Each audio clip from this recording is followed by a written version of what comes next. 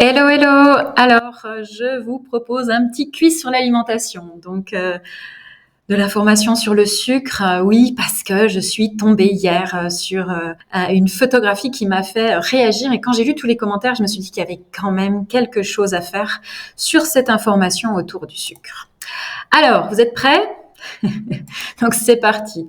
Voilà la fameuse photo qui m'a fait sortir un petit peu de mes gonds hier en voyant surtout les commentaires des personnes qui étaient alarmées par autant de sucre dans ces aliments.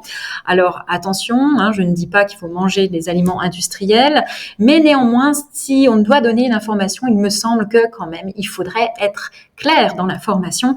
Et là, je trouve que cette information est plutôt de la désinformation. Alors, la question que je vous pose, c'est pourquoi est-ce que d'après vous, cette information est de la désinformation?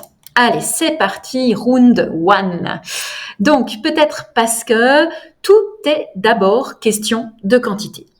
Pourquoi je dis ça? Allez, on va focaliser sur la première image, donc celle d'une compote, vous voyez, de pommes, avec un nombre incalculable de morceaux de sucre à ses côtés.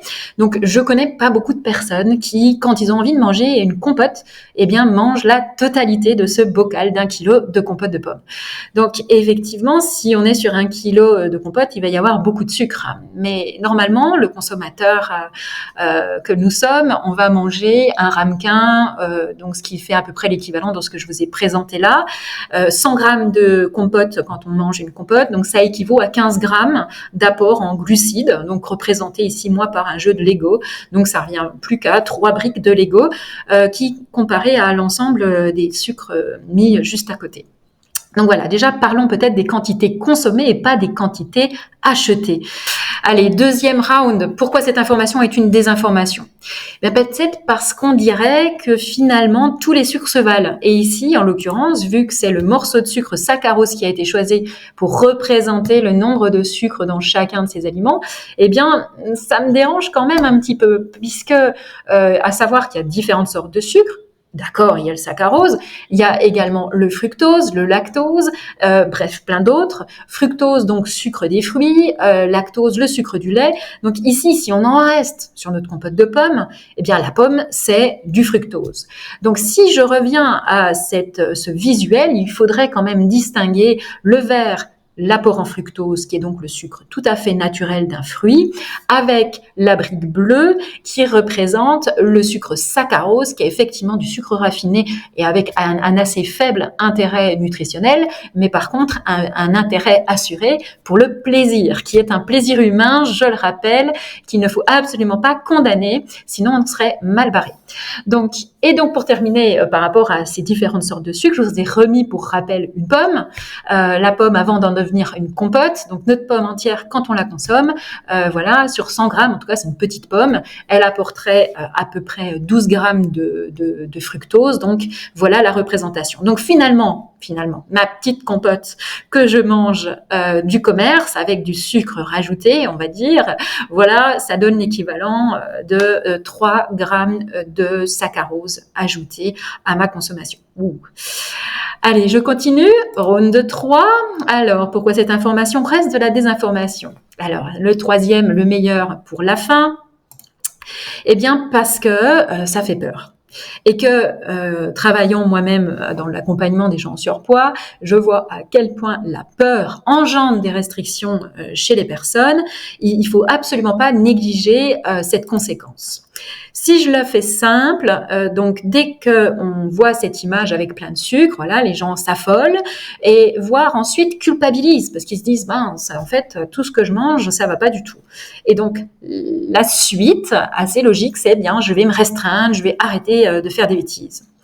Donc je vous partage ici, c'est assez simplifié, mais néanmoins réel, c'est le cycle de la restriction cognitive qu'on devrait apprendre pour toute personne, en tout cas, qui désire engager quelque chose par rapport à son poids ou par rapport à sa santé.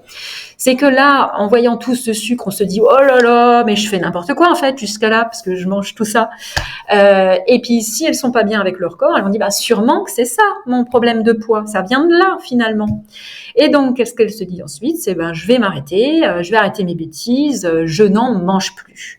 Et donc ça, c'est ce qu'on appelle donc se restreindre, voire même on peut faire de l'évitement, on va même plus en acheter dans le magasin, comme ça on est sûr qu'on n'est pas tenté dans le placard à la maison.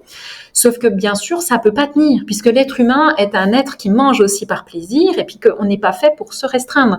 L'alimentation doit être quelque chose de non réfléchi, d'instinctif, et non pas de cognitif dans la tête. Donc, quand on fait glisser ce qui normalement est instinctif, avec cette charge mentale et donc la tête qui commence à vouloir faire du guidage alimentaire, eh bien à un moment donné, on craque. La personne, elle n'y arrive pas. Elle n'en veut jamais au régime de ne pas y arriver. Elle se dit que c'est elle qui est nulle. Elle n'a pas réussi à tenir. Et donc, on leur met une couche quelque part sur la mésestime de soi et la culpabilité. Eh bien, c'est un schéma de cycle parce qu'une fois qu'elle est ici, eh bien, elle va potentiellement quelques mois plus tard dire ouais, mais quand même, je fais n'importe quoi. Il faut quand même que je m'y remette à ce régime. Et donc, rebelote, se remettre à se restreindre sur les aliments dans une idée de maigrir et dans aussi une approche un peu dichotomique des aliments bons ou des aliments mauvais, des aliments qui font grossir ou ceux qui ne font pas grossir. Enfin, voilà, toutes ces pensées un peu ou ces croyances populaires qui dérèglent complètement le comportement alimentaire. Donc, qu'est-ce qu'on gagne dans ce cycle de la restriction? Eh bien, de la mésestime de soi, un rapport au corps difficile, un rapport aux aliments compliqués, avec beaucoup de culpabilité, comme vous l'aurez compris. Voilà, donc le bilan, pourquoi cette information est une désinformation? Parce que tout est déjà question de quantité consommée, donc il ne faut pas tout mélanger sur l'image à la quantité achetée avec celle réellement consommée. Aussi, pour ne pas faire d'amalgame au niveau des sucres, tous les sucres ne se valent pas, et il y a quand même des valeurs nutritionnelles aussi intéressantes et d'autres choses que le sucre, comme les nutriments dont on parle jamais. Voilà, un fruit, avec, effectivement, il y a du sucre fructose, mais il y a plein de vitamines extrêmement bonnes pour nous. Et puis parce qu'il y a le plaisir de croquer dans une pomme juteuse, ça aussi, ça fait partie des choses complètement naturelles chez l'humain. Et dernier point, parce que ça fait peur et que la peur engendre la restriction. Et comme je vous ai vu, ce cycle de la restriction cognitive amène des gens à vraiment être pas bien ni avec eux-mêmes, ni avec leur corps, ni avec leur poids. Donc en tout cas, si vous avez envie d'avoir une information éclairée et éclairante sur les aliments, autant demander aux seuls professionnels compétents autour de l'alimentation. J'ai nommé, roulement de tambour, le diététicien nutritionniste ou le médecin nutritionniste. Voilà, j'espère que cette information vous a plu et je vous souhaite en tout cas une très bonne suite.